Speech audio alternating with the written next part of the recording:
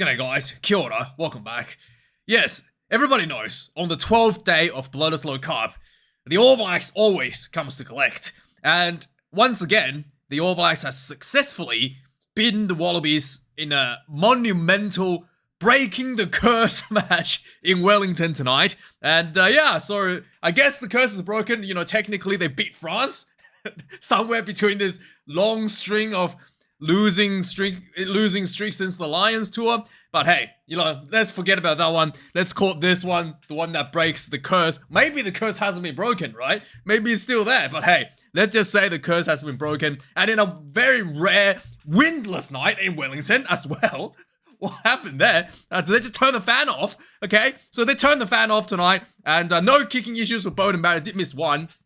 And the All Blacks kind of had this play where they set David McKenzie to come off the bench to end the unable to score issue for the All Blacks in the last 20 minutes to finally score a try on the 65 minutes into the game.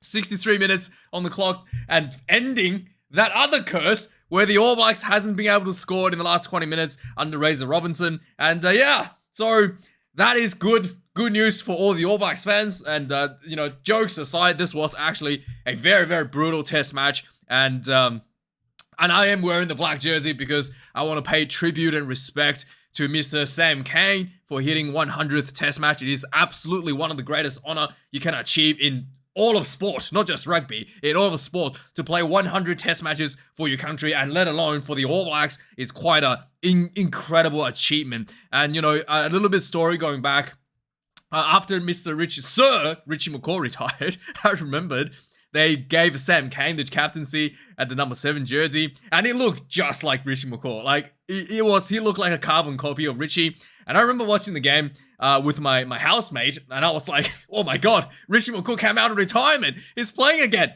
And for about a hot 5-10 minutes before the camera eventually zoomed in, he actually believed that Richie McCaw came out of retirement to play against the Wallabies. I think this was in 2017. Yeah, so, you know, Mr. Sam Cane, he's been the captain as well for the last 4 years under Mr. Ian Foster. He had a really, really tough captaincy, one of the probably most toughest, the most brutal captaincy in all of, you know, I don't know, for in my lifetime at least, as an All Black, probably in the entire history of the All Blacks, as a captain. And, you know, losing the Rugby World Cup in the final with a red card to himself, brutal. Even beforehand, there was, you know, the team wasn't performing under Ian Foster as well for a period of, you know, on and off periods, and there was a lot of criticism levied against him over the 4 years. Yeah, it's been very, very tough for him, and, you know, still 100% respect, and, you know, thank you, Mr. Sam Cane, regardless of, you know, all the, you know, regardless of what happened, what, you know, what people might think, you know, as a fan, I really appreciate all the entertainment that you have brought for me. Win, lose, or draw for the All Blacks, you know, it's always a good time. Always a good time watching the All Blacks play and watching Sam Cane play. I'm getting a bit emotional here. It's Sam Cane. It's not even Australian. Why am I getting emotional here? Whew. Anyway, and with that being said, you know, now comes the question: the legacy of the black jersey, number 7 jersey. Who is it going to go to? Mr. Maybe, you know, obviously the one that comes to mind is, you know, what's his name? I'm getting too emotional. Can't even remember the name. Maybe what's his name? Dalton Babali could be the next guy coming up to the 7 jersey. Maybe Ethan Blackadder could be another guy I thought has been quite impressive for the Crusaders as well, for the black jersey, number 7 jersey, and also maybe Wallace Atiti could be that open side option at some point. He's been absolutely incredible in the last couple of weeks since being caught up to the starting team. He's looking like, yeah, he's you know his status to be a All Black, because he looked like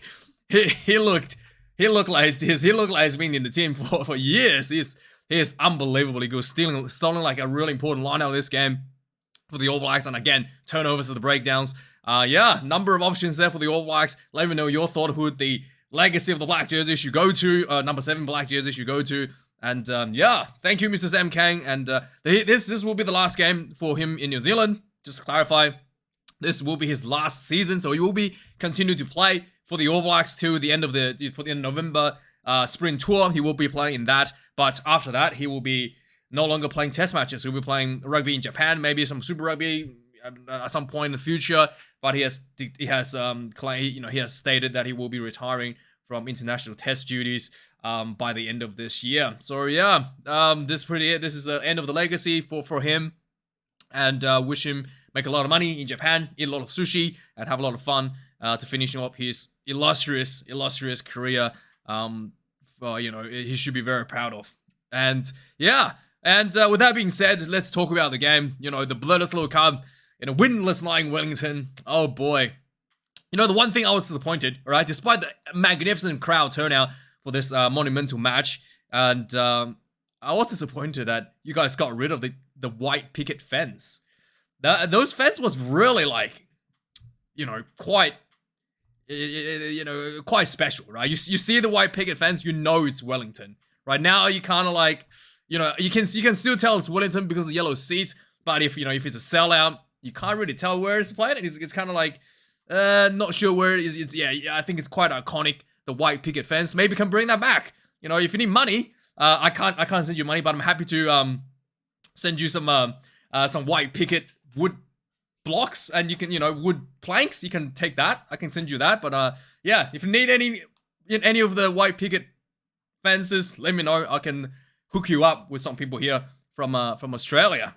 And with that being said, the All Blacks and the Australian game, again, for me, for the Wallabies, I wanted to see consistency in terms of physicality, which was once again very brutal match. This was probably the same physicality levels of an All Black versus Springbok test match. That was the intensity that both teams has brought into this game. I thought the Wallabies started the game really strong, physically and mentally, and just looked sharp and clearly looked like they had a game plan, and the players played with a lot of confidence. But then the All Blacks, eventually the grind, the physical grind was wearing off on the Wallabies in the second half, and the All Blacks was able to brutally break the curse in the second half with the bench coming off. Tosia was incredibly good off the bench. Tamati Williams as well. It's huge, having your props to come on the bench to make not just win scrums, but to carry the ball, to make turnovers and breakdowns is quite a huge asset to the team. And both Tamati Williams and Pasilio Tosi was able to deliver that for the All Blacks. And very, very impressive. Both men, big men.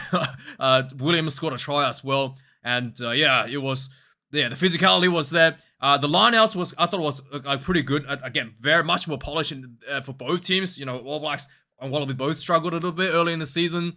The line out and the more defense for the Wallabies specifically was pretty bad against Wales, and that has drastically improved. So I'm very happy about that. Both teams like to do these lineouts where they throw over the top, and that has been yielding really good results for both teams. Being able to basically hit the advantage line for the guy, usually the number 8 at the back who gets the ball. That has been working out really well for both teams, and there's a bit of variation there. Sometimes he goes straight for the 10 as well. The All Blacks had that play with Bowden Barrett, and so that's a bit of line-out variation we saw on both teams tonight. When it comes to scrummaging, I was very impressed by the Wallaby scrum earlier in the game. It looked like there was potentially go to uncontested scrum at some point in this game, because Tupou looked like he hurt his leg a minute into the game, but he was able to put on a heroic effort. First half, fully fledged first half performance for the Wallabies, and he won the scrummaging as well, despite potentially had a bit of a leg injury. And Angus Bell on the loose air side was giving a lot of problems to Tyrell Lomax, and I was very happy to see that the Wallabies actually got a scrum penalty against the All Blacks, the mighty All Black scrum. So I was very pleased, to say the least, to see that out of the boys up front.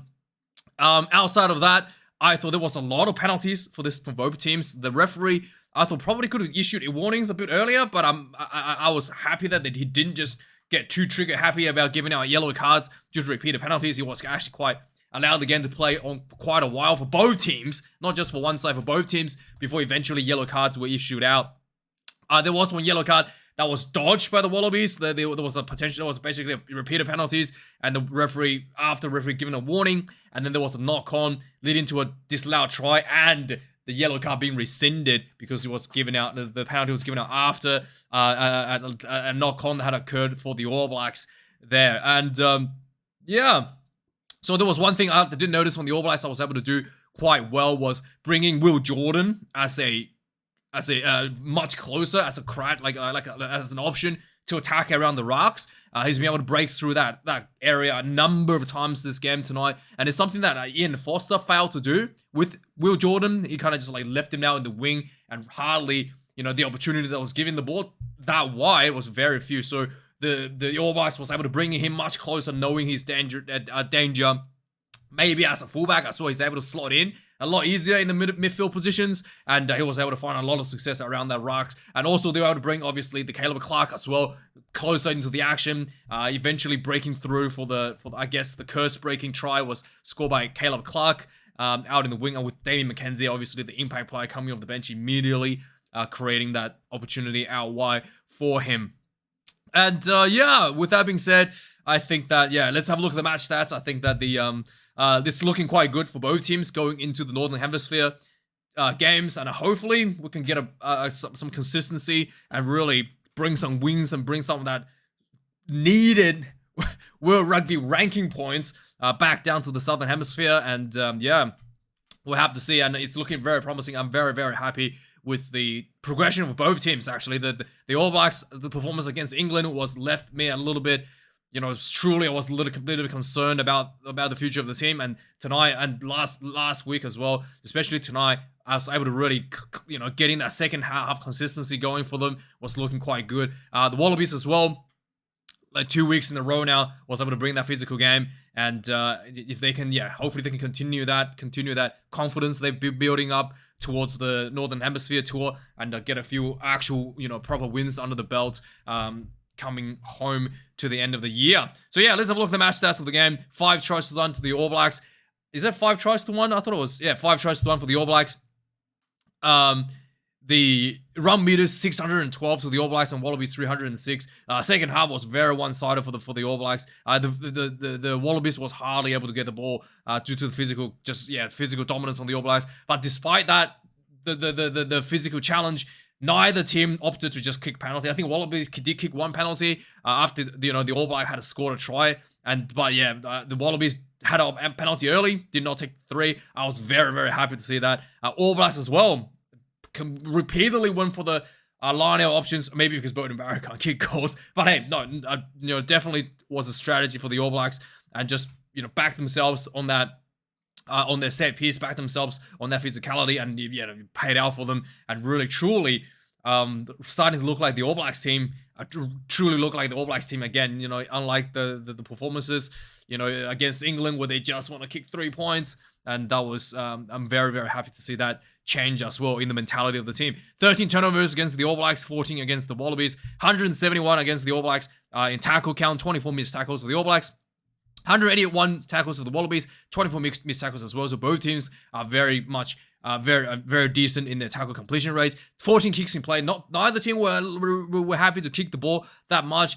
Pretty happy to run the ball pretty much about anywhere on the field. The Wallabies as well was found some space inside their own half, was able to counter-attack efficiently. And this was a very Southern Hemisphere Super Rugby style of rugby that was on display tonight. There's one conversion missed by Beauden Barrett. The first one, I was like, that got me a little bit excited. I thought maybe the All Blacks was gonna have a bunch of missed kicks and potentially choke up this one, but no, Beauden Barrett put himself together, kicked through all the rest of the goals. Despite Damien McKenzie was on the field late in the second half, Beauden Barrett was still kicking. Like, kick meters, this is very low, 262, and the Wallabies 364. Against England, the All Blacks had about 800 kick meters from hand, to just give you an idea of the difference of how this game has gone for the kicking game. Lineouts, 12 for the All Blacks, 2 lost. Wallabies, 14 lineouts, 3 lost. Not too crazy. Scrums, 5 to the All Blacks, 6 to the Wallabies. Even overall by the Wallabies, was able to get a 1 scrum penalty in the first half. On the Angus Bell side, 13 penalties conceded against the All Blacks, 10 against the Wallabies. There was 1 yellow card against Caleb Clark for a offside. He was offside position, and one of the Wallaby player placed the ball back, and he kicked the ball back to his own side. Absolutely yellow card infringement, and he not only did he kick the bat, he scooped the ball up as well from offside position. So that is absolutely the yellow card there.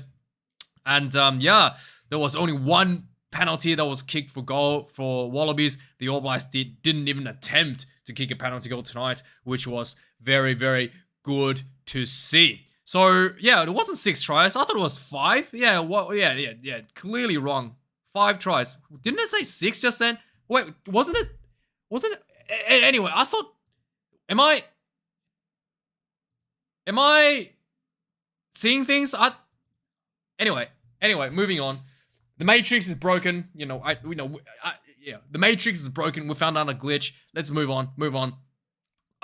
So yeah, the game started for really just a lot of physicality for basically almost like a continuation from the game in Sydney last week. Wallabies came out, was pretty much dominant. The All Blacks was not able to get the ball at all, pretty much for the first 10 minutes or so. And 5 minutes into the game, there was a penalty after this insurmountable amount of pressure.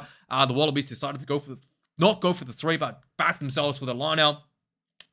More pressure applied by the Wallabies. There was a little play where they almost there was a little chick over the top, and there was a bit of a fumble by Beauden Barrett. What's his name? Jay Gordon almost scored a try, but it was not to be so. But eventually there was another penalty for the Wallabies, and there was a fake tap. So there was a tap, and the player, what's his name? Matt Fasley tapped the ball, and he didn't pick the ball up. He just ran without the ball, and someone else picked the ball up, and it was a fake tap and go. And then Wallabies cracked, like nobody was fooled by the Wallabies. I thought there could be obstruction there for Fazal of running into the New Zealand defense. But anyway, the Wallabies didn't actually capitalize on that bit of a obstruction, but they just kept on playing. Eventually, physically pounding the try line, and Fraser McRae pick and go try time for the Wallabies, 7 points to 0. There was some really nice offloads from the Wallabies as well early in the game. There was a number of line breaks, especially early in the game, that players were able to like throw the ball around, maybe rush it a little bit, but still just showing that intensity, showing that awareness of where of following up a line break, just the hungriness that was really on display here early in the game for the Wallabies. 16 minutes into the game, the All Blacks was again just holding on to the defense, and there was a nice turnover for the All Blacks and immediately counter-attack. Wallace TT, like I said, so unbelievably good. He got the ball and he did like a little footwork and beat a couple of Wallabies defense, and then offloads the ball, passed the ball to Anton Brown, who took on the game line, and then again another pop over top to Xavier Reese down the try line. Just like that, bang! The All Blacks scores 5 points to 7. Beauden Barrett misses this conversion. Immediately from the kickoff, there was a penalty to the Wallabies. Tupou gets the turnover. At the breakdown, the Wallabies decided they're going to take a 3 to level out the try that was immediately conceded against them. 10 points to 5. Following this, Wallace Titi as well, just stealing lineouts left and right. 22 minutes into the game, there was the All Blacks was back in the front foot. A lot of pressure applied to the Wallabies, and eventually Beauden Barrett just had the ball. Nice, he just like picks out like Will Jordan running like an underslide, like just coming straight in field, and just picked him out as a runner. Just basically found a bunch of forwards. Will Jordan cut straight through the middle. Try time for the All Blacks, 12 points to 10. There was a nice save from a touch finder from Dylan Peach. He like jumped out and he was outside and caught the ball and jumped back in the field before the ball went out. And 32 minutes into the game, the Wallabies get the scrum penalty. And I was very excited. Angus Bell basically popped up Tyrell Lomax. I thought it could be 50-50, but the Wallabies was going forward, so the scrum did go up. But the Wallabies was going forward, and I think that the referee had to give it to the side that is dominant. 38 minutes into the game, lots of penalties given away by what's it? 30 minutes, lots of penalties given away by the All Blacks. The Wallabies backed themselves a number of times to try to get those tries and could not crack the defensive line. Eventually, the Wallabies had to settle for a 3-pointer as well, so they kick another 3 here. Just before halftime, one of the key things that people always talk about, especially back in the Richie McCaw era, is to finish the game strong. The championship 10 minutes before and after halftime, and then the 10 minutes obviously before the finishing of the game. It was the most important time for the All Blacks, and the All Blacks struck just before halftime. They had a penalty right in front, could have taken the 3. They went for the line out. Scotty Barrett says, we're going to go for the line out. They went for the line out, and then they backed themselves, and eventually Caleb Clark gets a short ball, punching through, to get a short ball from Anton Linder-Brown, punching straight through the Wallabies defense. Again, picked out a bunch of forwards, and try time for the All Blacks powerhouse. Halftime score, I think it was, what was it? Halftime score, I think it was 18 points to, was it 18 points to, or was it 19 points to 13, I think it was. And second half, the game kind of started again. Physicality, every left and right, the All Blacks having a bit of ascendance early in the second half, coming out of sheds. There was a penalty against the Wallabies for the breakdown penalty. TJ Pearce, 48 minutes. TJ Pearce tried to take a quick tap and knocks the ball on and tried to blame the referee. Your fault, ref! Your fault! And the ref is like, I'm not in, you've tapped nowhere near me. None of my issue. And TJ was like, oh my god. And the entire Wellington stadium was just laughing at him. It was really funny. It was just like blaming the referee for his knockoff for a quick tap. But yeah, classic TJ. 55 minutes into the game, the All Blacks had a penalty. They went for the line out, and then they just power and go, and then they went for the more, and then they just crash, pick and go, got really close to try line, and the big boy Tamati Williams picked up and pounded himself over under the post, 24 points to 13. And then the 59 minutes, Wallabies got a warning. Again, lots of pressure from the All Blacks, and the All Blacks starting to feel the rising ascendancy as well at this point. The physical battle is starting to just completely swing one direction for the All Blacks. The Wallabies are just looking like hanging onto a thread. There was not a penalty, there was a line out, and then Cody Taylor crashed the ball, and then there was a few more crashes of the balls that eventually looked like the All Blacks scored. But then they recall back that when Cody Taylor crashed the ball, he actually knocked the ball on. And there was a yellow card as well for the Wallabies that had been rescinded because the yellow card was given out after Cody Taylor had knocked on the ball. So save the Wallabies out of jail there. 64 minutes into the game, D-Mac on the field, immediately making an impact. The All Blacks once again inside the Wallabies 22. D-Mac was like in open side and he swung himself back to the blind side. Got the call from Bowden. Called the Bowden for the ball. Bowden Barrett just popped the ball back to him, and he ran down the sideline, creating space for Caleb Clark, popping through and ending the All Blacks unable to score in the last 20-minute streak. Again, Caleb Clark, 33 points to 13 after this one, and for the last 50 minutes or so, the Wallabies was trying to get themselves back into the game. There was in the last 10 minutes, the Wallabies was pounding the very, very brutal against the All Blacks try line. They got probably about centimeters short, inches short, and then eventually the All Blacks was able to hold on. Yeah, really, really good effort by the All Blacks to hold out, not conceding any more points, despite the Wallabies, basically throwing the kitchen sink at it. And finally, 76th minute, Caleb Clark gets a yellow card for kicking the ball and picking up the ball from offside position. And but that was just academic, and the curse is over, I guess, for the All Blacks. 33 points to 13, and let me know your thoughts about this game. Like, comment, and subscribe. And we're gonna get a bit of a time off. I really need a bit of a time off, and we're going to back at reviewing, previewing, and check out the website, my website, wildkardragby.com, and when the November Test Series starts. And let me know your thoughts, guys. Thanks for watching, and see you guys a bit later for the Springbok game, and have a good one. Cheers.